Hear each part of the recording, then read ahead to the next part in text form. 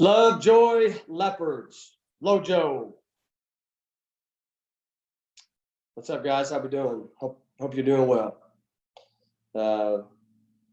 Miss seeing you guys every day, and I look forward to the time where we're going to be able to get back together, and which I know will be soon enough. Take this opportunity and take this time to reconnect with your families and all that stuff, and spend time, quality time. We don't get to do this a whole lot. We see this as an opportunity.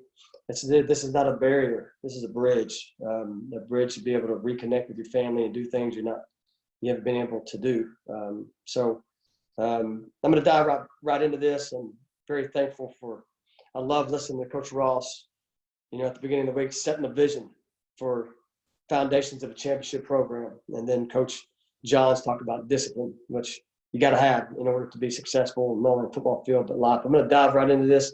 I'm going to be quick, but I want to make sure that I get some specific points to you that I think is important. My topic is toughness. And it's important. I grew up being a boxer. My dad was a boxer. So I learned toughness at a young age. And it served me well throughout life. And so I'm going to go ahead and share my screen. And you guys bear with me just for a brief second. And I'm going to bring this up so we can there we go. All right, toughness is the first question that's asked there is toughness a learned trait?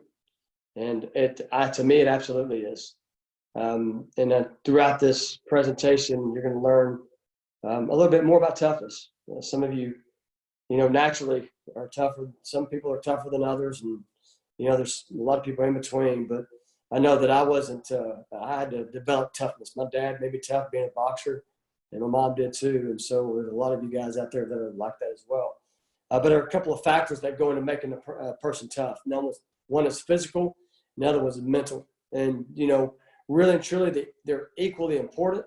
But just telling you, just right off the bat, I gravitate more through mental toughness, and I think once you grasp the mental toughness aspect, the physical toughness just absolutely explodes. So a quote there that at the bottom of there, you see it says, "Tough times do in fact make tough people." The more experiences we have in putting our bodies in physically and mentally uncomfortable environments, the tougher we become. I'll tell you, I was a walk-on wide receiver at Texas Tech. And I can guarantee you that if I wouldn't have gone through what I went through in elementary school, junior high, and high school, it wasn't out. I mean, when you're a walk-on, they usually don't treat you very well. You get a locker, you get second-rate stuff, and you last in line and lunch. I mean, a lot of things you don't get that the scholarship guys get. And I'm telling you, it served me well, and I'm so thankful for it. I developed that toughness. But let's dive into physical toughness really fast. So physical toughness, there's 3 action items on developing physical toughness. One is grind. What is grind? Do whatever you do until it hurts, and then you keep going for just a little bit longer. For example, after Coach John's weight workout, or after do something extra to prepare for the overtime, second overtime, third overtime. Heck, I've gone into 5 overtimes before. But you got to be able to prepare and put your mind there and your body there in order to be confident when that happens. So do something extra to where it hurts, where it makes you uncomfortable. Get comfortable being uncomfortable. You'll hear me say that a lot, but it's true. Deprivation. This kind of goes into a little bit of mental toughness, but deprivation, this makes us tougher. Deprive yourself of sugar, sodas, fried food. Diet's important, but deprive yourself of that stuff. A lot of times when our brain tells us we want these things, we resist it, and it does develop a little bit of not only mental toughness, but physical toughness. And thirdly is there is no bad weather, just soft people.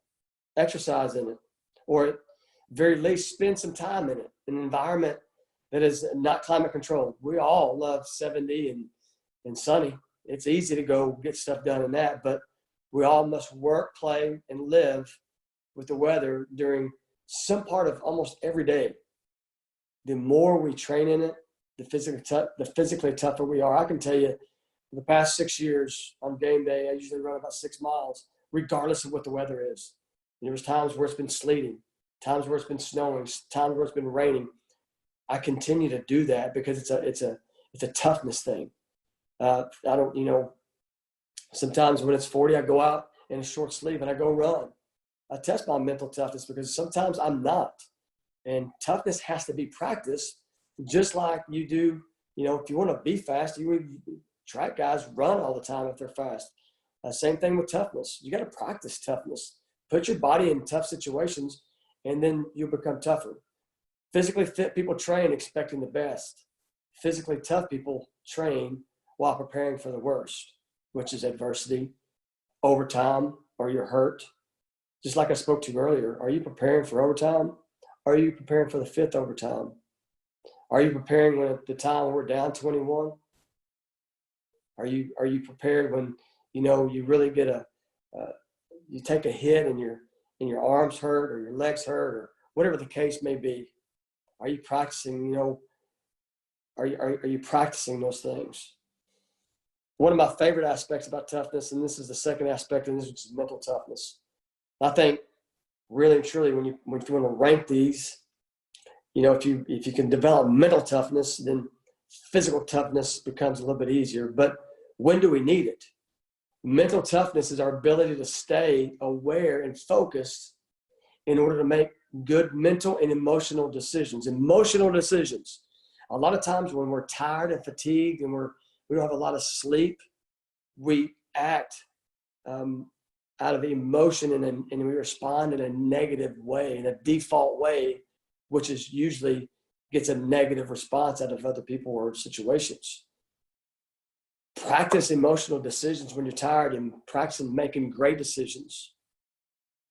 Regardless of the stress and adversity facing us, to do so with a positive attitude. Look, bad things are going to happen in a game. We never want to let our opponents see a negative attitude, negative body language, because once we display that, now they have confidence over us. We can't allow that as a team. We got to maintain a positive attitude regardless of the situation. And that starts with the mind and emotional decisions and emotional responses. Individuals can be very smart and get very good grades, but under pressure make poor decisions. They become frozen. They freeze whenever it gets tight with indecision. Well, how do you overcome that? How do you get in those situations? You got to do it not only in the games or during the season. It starts in off season, what you're doing now, summer workouts, in fall camp. You put yourself in those situations. Mental toughness allows us to make good, not mental, but mental decisions when we are experiencing either physical adversity or mental adversity. It's very good. Now, the two most common instances when we make mental mistakes, have an awareness. The most common instance where we make mental mistakes are these two instances right here. When we're tired. What do you think about on your fifth rep in the squat rack? What do you think about? Are you thinking about how tired you are? Or are you thinking about your technique and fundamentals? It's called a mind switch. You got to switch your mind. Don't think about how tired you are. Think about how fundamentally sound you are. Think about all the great things that you're doing and how you think about your depth, your technique. Secondly, when we're under pressure or stress, well, when you get through doing a weight workout or a running workout, go and run 5 plays to perfect, or 5 blitzes to perfection, or 5 plays to perfection when you're exhausted, tired, so you can get comfortable making those decisions under stress or pressure. In times of great adversity, we don't rise to the occasion. We sink to the level of our training. We fall back to the habits that we create. It's very good, fellas. I want you to think about that long and hard. Lastly, what I'm going to share with you is something kind of a side note, something that I personally experienced as an athlete. Before I went to Texas Tech, I ran track at Kansas University and had an opportunity to go travel in Europe with my travel group. Every third day I was on a train, plane, or bus and traveling with some Russians, and they kept talking about tumo meditation. And I never really understood what it was, but I saw them do it. I didn't understand what they were doing because they could barely speak English. But what it is heat from meditation. Their warm-ups wouldn't last as long as ours, Americans, because they would do this. We would warm up for 20 to 30 minutes. They would warm up for 15 and be great. And so what that is, it's using your brain to facilitate heat within the body. There's two aspects of 2-mode meditation. One is phase breath, a breathing technique which causes thermogenesis, which is a process of heat production. Secondly, concentrative visualization. This involves focusing on mental images of flames along the spinal cord to prevent heat loss. I know you think that's kind of out there, but this is what they did.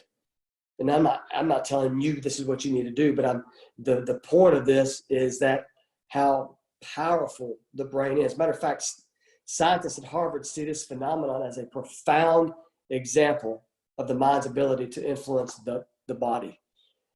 With that being said, guys, I'm going to tell you, your body, your mind is very, very powerful. And when we use it for physical toughness, mental toughness, it's going to only put us in a better situation, not only for football, for life. And I hope that you've got something out of this. I try to keep it short and sweet, but to the point. You guys stay safe. We love you, and can't wait to get with you. This time is going to pass. Use it to our advantage. Take opportunities. See it as a, like I said earlier, not as a barrier, but as a bridge. Can't wait to see you guys soon. LOJO.